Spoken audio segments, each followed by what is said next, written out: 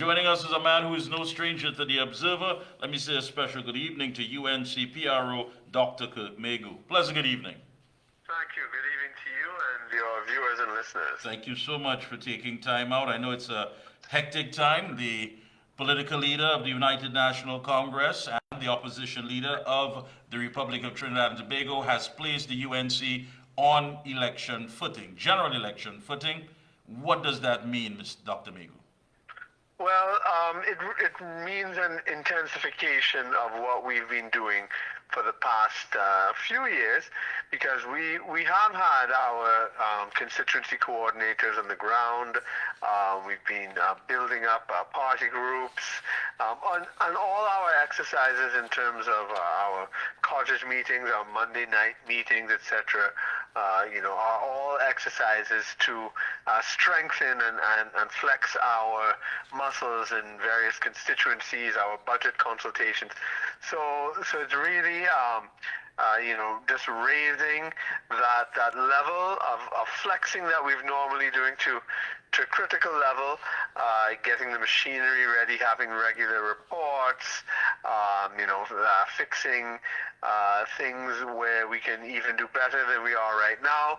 And so it's really an intensification of the process as we anticipate the next general election, which will be due sometime this year, sooner or later. Yeah, I mean, and last Sunday, of course, it was clear based on that large turnout at the headquarters of the party, where you, of course, echoed the sentiment that there are at least 10 constituencies that has the ability to give the UNC that victory. And of course, that's San Fernando West, we're just going to call it out, La Hocata, Talparo, Tunapuna, St. Joseph, Toko, Sangre Grande, Maruga, Tableland, Mayaru, Pointe-a-Pierre, Chaguanas East, and Barataria, San Juan. Very critical in this election, upcoming elections. Yeah. I mean, in the way our elections turn in this first past the post system, these 10 seats are the most contested of all, and so we have been putting things in place and have been strengthening those constituencies. In 2020, I need to remind people, because often they forget, that we were only 2,530 votes away from government in just 2 seats, St. Joseph and San Fernando West. If we just had 2,530 votes more in those seats, we would have captured government in 2020. We got the most votes ever in the UNC's history at that time, and even more than the year 2000, when we won government on our own. And so since then, we have been very much concentrating on closing that gap, which we have. And we were battle tested in 2023, the local government elections. And when you put those electoral district results onto a general election map, we would win government. So we have been battle tested, and we're ready for the real battle in the general elections, but we can in no way be complacent. We are making sure that we have everything in place. There are no surprises, that we are working hard, that we're motivated. That meeting you talked about on Sunday, it was the day before school started, and so many of us with children had to prepare for school the next day, but it was a ram-jammed headquarters. The enthusiasm is very, very high. Yeah, I mean, when you look at what's being said by the political leader and yourself, you said that when it comes to these vital constituencies, these 10, they have been battle tested and proven in the 2023 local government elections, which the UNC won convincingly. And the reason why I think it's only fair to clear these things up, because I'm sure you're hearing it. There are people who say that nothing is being done, the machinery is stagnant, what is going on, but there's a lot going on. Yeah, I mean, I have no idea where these people are living who's saying that. I mean, we are constantly doing work. We are doing far more work than the PNM. As Dr. Munilal has said, I am sure that throughout the Caribbean, you will not find a more active party than the UNC. We can mobilize people at any time of year in any constituency at the drop of that without having to use resources of the state and CPEP and so forth like the government does. And even when the government does that, they still cannot have an engaged audience. Even when they have their renter crowds, the engagement on social media is so low, and it's just it's chalk and cheese. I mean, we are a battle-hardened party, and we are absolutely ready and raring to go. Yeah, and again, I have to put you on the spot here, based on everything that's coming out, all the hard work that's being done. Can you, and I mean from your personal perspective, do you believe that the UNC has what it takes to go it alone? Oh, yes, absolutely. As I said, in the last general election, we were only 2,530 votes away in just two constituencies, and that gap has been closed, and we have advanced very far. Arima, if you look in the 2023 general elections, Arima is now marginal. We lost one seat by 11 votes, another by 1 vote. I mean, in Arima, that PNM stronghold, all over, in Sangre Grande, definitely Moruga and San Fernando West, San Fernando City Corporation. I mean, we really do have we do have that capacity, definitely. As I said, in 2000, when the UNC won government by itself, not in coalition with anybody, we exceeded the number of votes that we got in 2000. In 2020, we got more than that. So we can. I mean, it's possible. But we are the party of national unity. That is a founding principle, and we are always open to working with others. But we have the capacity to go alone if needs be. Yeah, the political leader made it quite clear at the meeting, saying, and I think this stood out, it is not money that will win the next elections, but the love, affection, and trust built between our candidates and the people that will win. I know that some people may take this, this statement and, of course, put it in so many different terms as the case may be. But what basically is being said here by the fact that it is not money that will win the next elections, but the love, affection, and trust built between the candidates and the people that will secure victory? Like, for example, Fitzgerald Hines cannot really set foot in his constituency. They will run him out. They will cuss him. They already kicked him with, sewage water and so forth. But when the Kamala Prasad Bissessa, when our leader went there for the crime talk, she was greeted with such love and such an outpouring of emotion, and you could see the bond and the desire.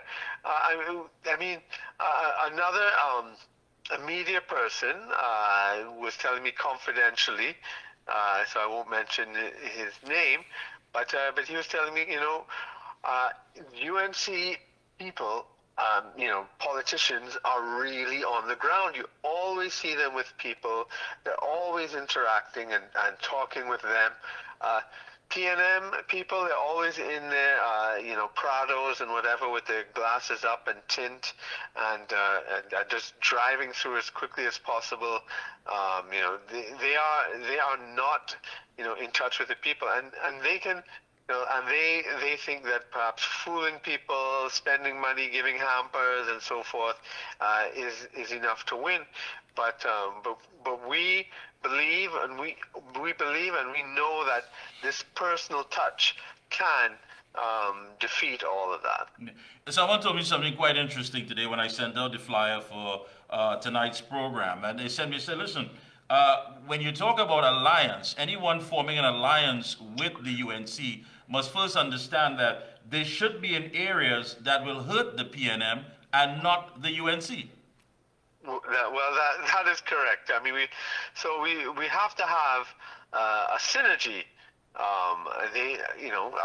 For it to be optimal. I mean, yes, we will work with.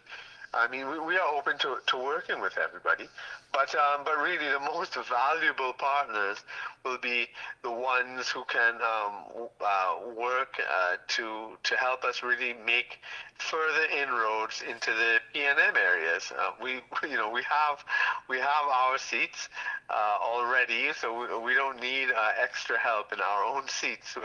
Where the alliance will be most electorally valuable is in those other seats. Of course, people bring all sorts of value, and not only in terms of votes and elections. There's skills, there's all sorts of other things that people can bring, and that we are very open to discussing with. But certainly in terms of elections, that is something we need to definitely look at. Can we make further inroads into the PNM areas, because we are definitely aiming for a high number of seats, not just to slip in. We want a decisive victory the next time around.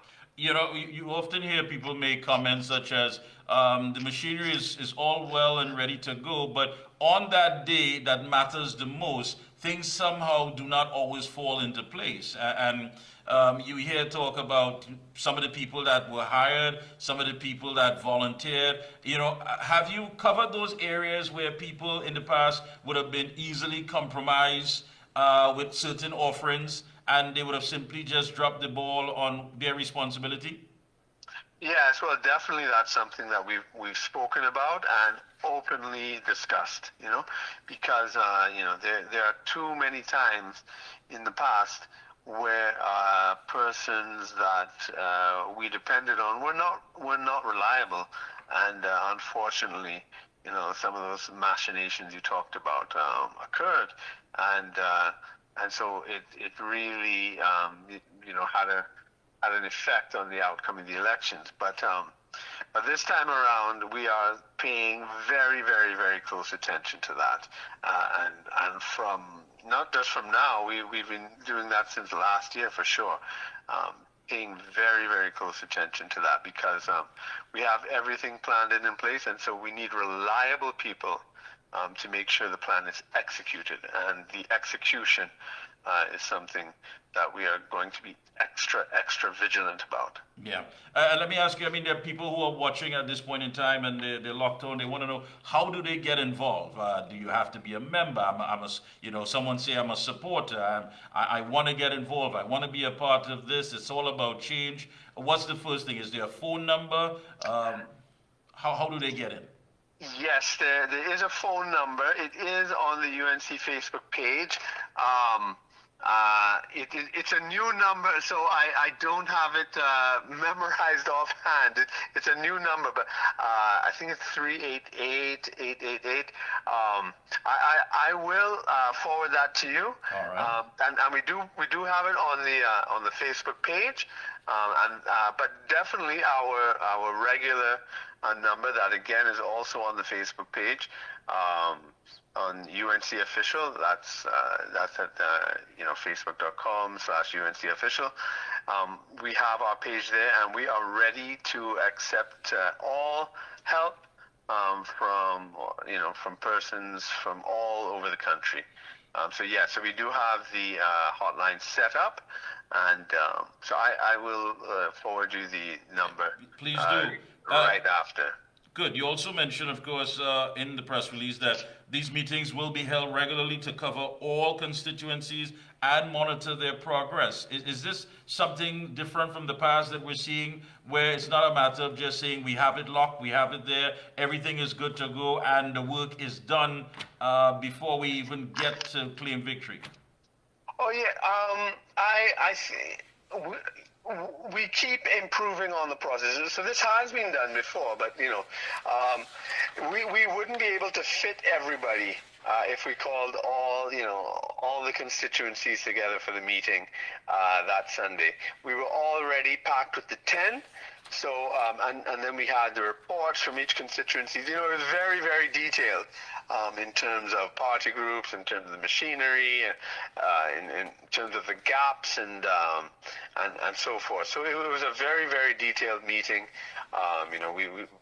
We spoke about the national messaging and whatnot. So we take it in batches. So we take it in batches, and it's going to be continuous. We're not going to let this thing fall through. And I just pulled up the number here. It's 388-3983. And that's you can WhatsApp that number as well. It's UNC WhatsApp, 388-3983. So you can call that to volunteer and also to send suggestions. Wonderful. So again, 388-3983, folks. You heard the number. Those who want to get on the inside, want to participate, you have the number and get involved. Closing comments. What do you like to say? Go right ahead. Yeah. These last 9 years have been devastating, and we have gone back to 2006 levels.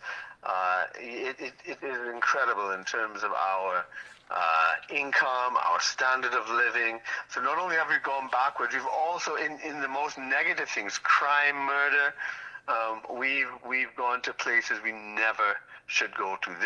This country is on the brink of destruction under Keith Rowley, and people must not be fooled, and they must not be enticed into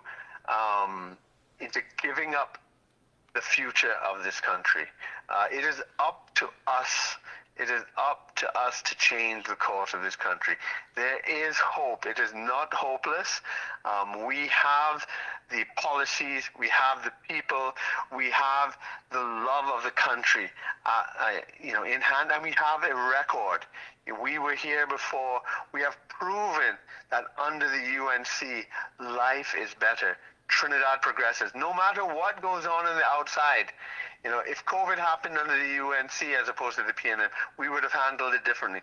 Just like we handled the Asian crisis differently, just like how we handled the Great Recession. People didn't even know in Trinidad that there were these global crises because of the way the UNC handles it. It's totally different from the PNM. There is a massive difference between the UNC and PNM, and for us to change the direction our country is going to, we have a chance by voting for the UNC. Don't let people tell you there's no difference. Don't let people tell you that both parties are the same. That makes no sense. Anybody who tells you that really has to be having some other underlying interests. And they must be doing well under the PNM. Some of the few people who are doing well under the PNM. I agree with you. Keep up the good work. Best of luck to you and your entire team. And of course, we'll have you on now that things are intensifying and it seems everything is set, and mobilization, getting the message out. The observer is here, of course, to assist in any which way possible. Thank you so much again. My pleasure. My pleasure. Have a good evening. Same to you.